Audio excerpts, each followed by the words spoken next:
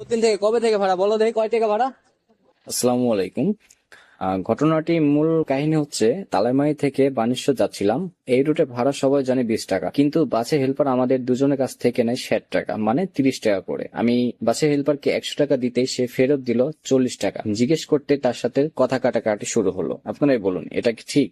যারা প্রতিনিয়ত যাতায়াত করেন তারাই যদি এমন ভাবে ঠকে যান, তাহলে বিচার কোথায়? এমন কিছু বাসের হেল্পার আছে, বাস ড্রাইভার আছে, যারা প্রত্যেকটা যাত্রীর কাছ থেকে অতিরিক্ত ভাড়া নেয়, ন্যায্য ভাড়ার থেকে বেশি ভাড়া নেয়। কিন্তু কেন? যেটা ন্যায্য ভাড়া সেটা নেন, বেশি নেওয়ার কি প্রয়োজন ছিল? তো ভিডিওটি এই কারণে করা, যাতে আমার মতো আপনারাও যেন না ঠকে যান। অবশ্যই সাবধান হবেন। আর বিশেষ করে কোথাও বের হলে গাড়িতে ওঠার জন্য অবশ্যই হাতে ভাঙতি টাকা নিয়ে উঠবেন। যখনই আপনি নোট টাকা দিবেন তখনই আপনাকে ঠকাবে। এটা প্রতিনিয়ত হয়। আমি এর আগেও একবার এইভাবে সেটা ছিল ঢাকা হাইওয়ে রোড, রাজশাহী থেকে ঢাকা রোড। এই রোডের বাস আছে, তো বাসের নামটা নাই বললাম। আর এই ভিডিওটা যে বাসে হয়েছে, এই বাসটা হচ্ছে রাজশাহী থেকে, রাজশাহী স্টেশনের কাছ থেকে বাঘা পর্যন্ত যায়। তো এই বাসটার কথাও আমি নামটা নাই বললাম, যেহেতু বাস ড্রাইভারটা অনেক ভালো ছিল এবং বাসের যে কন্ট্রাক্টর ছিল আরেকটি, সেও অনেক ভালো ছিল।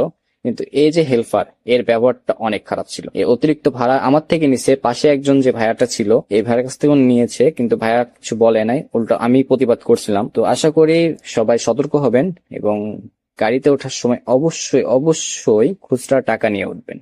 তো ভিডিওটি যদি ভালো লেগে থাকে এবং আপনাদের যদি হেল্প হয়ে থাকে, তাহলে অবশ্যই লাইক, কমেন্ট এন্ড শেয়ার করে দিবেন, যাতে পরবর্তী জন দেখতে পারে এই ভিডিওটি এবং ঠকে যাওয়া থেকে সাবধান হতে পারে। সবাই ভালো থাকবেন। আল্লাহ হাফেজ।